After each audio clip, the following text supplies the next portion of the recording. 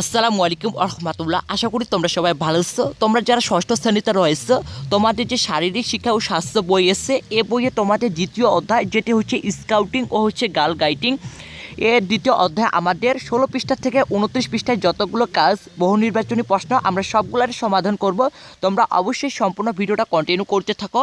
তোমরা একটু লক্ষ্য করো, আমাদের পাঠ্য বইয়ের যে অনুশীলনমূলক প্রশ্নগুলো আমরা আগে সমাধান করি, তারপর আমাদের যতগুলো কাজ আছে সবগুলো হচ্ছে আমরা এক এক পর সমাধান করতে থাকবো।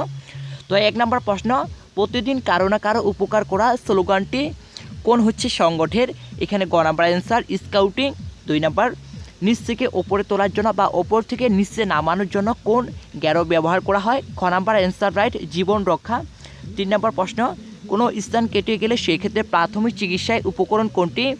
গ নাম্বার অ্যান্সার রাইট, লিভ ও প্যাড অথবা হচ্ছে স্কিট ও হচ্ছে ডেটল। 4 নাম্বার, প্রাথমিক অবস্থায় আহত স্থানে বরফ ব্যবহৃত হয় কেন? এটার সঠিক অ্যান্সার হচ্ছে গ নাম্বার, ব্যথা কমানোর জন্য। 5 নাম্বার, গাড়িতে সাভার থেকে ঢাকা আসার পরে তুর্যকে একটি গাছের বড় একটা ডাল সরাতে হয়, তুর্য কোনো গ্যারো বেঁধে গাছের ডালটি সরাবে। তো এখানকার সঠিক অ্যান্সার হচ্ছে খ নাম্বার, গুটি টানা। 6 নাম্বার প্রশ্ন, দেয়ালে প্যারেক মারার সময় হাতুড়ির আঘাতে শিহাবের আঙ্গুল থেতলে যায়, শিহাবের জন্য কোন প্রাথমিক চিকিৎসাটি হচ্ছে প্রযোজ্য? সঠিক অ্যান্সার হচ্ছে খ নাম্বার, ঠান্ডা পানিতে স্থানটি হচ্ছে ভেজানো। 7 এবং হচ্ছে 8-এর জন্য একটা হচ্ছে উদ্দীপক অথবা চিত্র, চিত্র 1, চিত্র 2, চিত্র 3। তোমরা এই চিত্রগুলো ভালো করে দেখে নিও। এই চিত্রকের আলোকে 7 নাম্বার এবং হচ্ছে 8 নাম্বার আমাদের প্রশ্নের সমাধান করতে হবে। তোমরা একটু 7 নাম্বার প্রশ্নটা লক্ষ্য করো। উদ্দীপকের 2 নং চিত্র, একটু 2 নং চিত্রটা লক্ষ্য করিও। ব্যবহৃত পত্রটি কোন সংগঠনের? এটা সঠিক অ্যান্সার হচ্ছে খ নাম্বার, রোভার। আর না, এটা সঠিক অ্যান্সার হচ্ছে ঘ নাম্বার, গার্ল গাইড। 8 নাম্বার প্রশ্ন, উদ্দীপকের ক্ষেত্রে প্রযোজ্য হলো? তো এটা সঠিক অ্যান্সার হচ্ছে চিত্র 1-এর, চিত্রটি ছেলে মেয়েদের উভয় সংগঠনের। একই সাথে হচ্ছে চিত্র 3, উদ্দীপকের উল্লেখিত সংগঠনের হচ্ছে মূল মন্ত্র। তোমরা একটু লক্ষ্য করো, আমাদের পাঠ্য বইয়ে 17 পৃষ্ঠার কয়েকটা অনুশীলনীমূলক কাজ দেওয়া আছে, আমরা এখন এগুলো সমাধান করব। তোমরা একটু লক্ষ্য করো, কাজ 1-এ আমাদের কি বলা আছে? স্কাউটিং ও গার্ল গাইড কর্মসূচি জীবনে কেন প্রযোজ্য বর্ণনা করো। আমরা এর উত্তরে এরকমভাবে লিখতে পারি, জীবনে স্কাউটিং ও গার্ল গাইড কর্মসূচি প্রয়োজনীয়তা, সুস্বাস্থ্য অর্জন, চরিত্র গঠন ও মানবিক গুণাবলী বিকাশ সাধনের মাধ্যমে বালক বালিকাদের সুনাগরিক হিসেবে গড়ে তোলার জন্য স্কাউটিং ও গার্ল গাইড খুবই কার্যকর একটি কার্যক্রম। এর মাধ্যমে দেশের বালক বালিকাদের মধ্যে মানবিক মূল্যবোধের উন্নয়ন ঘটানো যায়, তাদেরকে সমাজ সচেতন দৃষ্টিভঙ্গির অধিকারী হিসেবে গড়ে তোলা যায়। এসব কারণে স্কাউটিং ও গার্ল গাইড কর্মসূচি হচ্ছে প্রয়োজন। কাজ নাম্বার 2, সেবামূলক কাজ কী কী তার তালিকা তৈরি করে পোস্টার আকারে উপস্থাপন করো। আমরা এইরকমভাবে এর উত্তরে লিখতে পারি, সেবামূলক কাজের তালিকা পোস্টার নিম্নরূপ। অবশ্যই আমরা এই খাতায় পোস্টারের মতন হচ্ছে এই কাজগুলা লিখব। সেবামূলক কাজের তালিকা, এই লেখাটা আমরা বড় করে হোল্ড আকারে লিখব।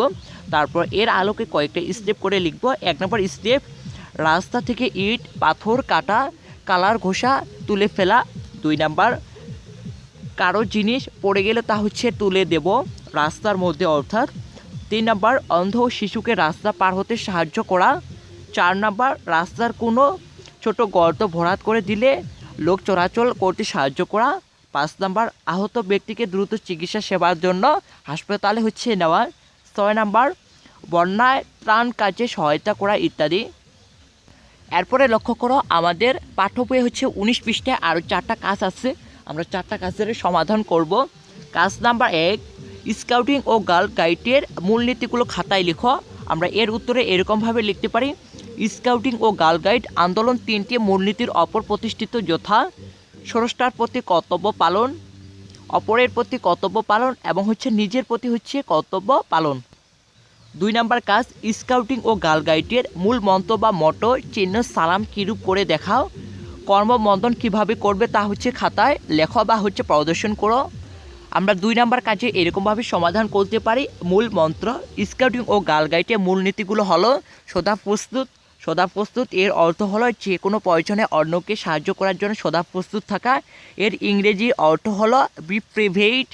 চিহ্ন, ডান হাতের বুড়ো আঙুল দিয়ে কনিষ্ঠ আঙুলকে চেপে ধরে তালুর ওপর এনে মাঝখানে 3টি আঙ্গুলকে সোজা করে ধরতে হবে। তালুর সামনের দিকে রেখে কুনি ভাঁজ করে হাত ওপরে ওঠাতে হবে। হাত এমনভাবে রাখতে হবে যেন তালুর প্রায় চোখ বরাবর থাকে। এই অবস্থাকে হচ্ছে চিহ্ন বলে সালাম। স্কাউটিং ও গার্ল গাইডরা 3 আঙ্গুলে সালাম দেয়। ডান হাতের কনিষ্ঠ আঙ্গুল ভাঁজ করে হাতের তালুর অপর বুড়ো আঙ্গুল দিয়ে হচ্ছে চেপে ধরতে হবে। বাকি 3টি আঙ্গুল একত্র করে সোজা অবস্থায় তর্জনী আঙ্গুলের মাথার ডান চোখের অপরে কপালে ভ্রু এক কণ স্পর্শ করে ধরতে হবে। এটি হচ্ছে স্কাউটিং ও গার্ল গাইডের সালাম দেওয়ার পদ্ধতি বা হচ্ছে নিয়ম। তারপরে লক্ষ্য করো কর্মবন্ধন। বাংলাদেশে স্কাউটিং ও গার্ল গাইডরা এদেশের প্রথা অনুযায়ী ডান হাতের কর্মবন্ধন বা হচ্ছে হ্যান্ডশেক করে। তারপর কাজ নাম্বার 3, স্কাউটিং ও গার্ল গাইডে প্রতিজ্ঞা ব্যাখ্যা করো। শিক্ষকের সহায়তা নিজেরা করবে, অর্থাৎ এই যে এটা হচ্ছে বাড়ির কাজ তোমাদের। 4 নাম্বার প্রশ্ন, পোস্টার আকারে মূলনীতিগুলো লিখে শ্রেণীকক্ষে উপস্থাপন করো। এটা হচ্ছে তোমরা শিক্ষকের সহায়তায় করবে।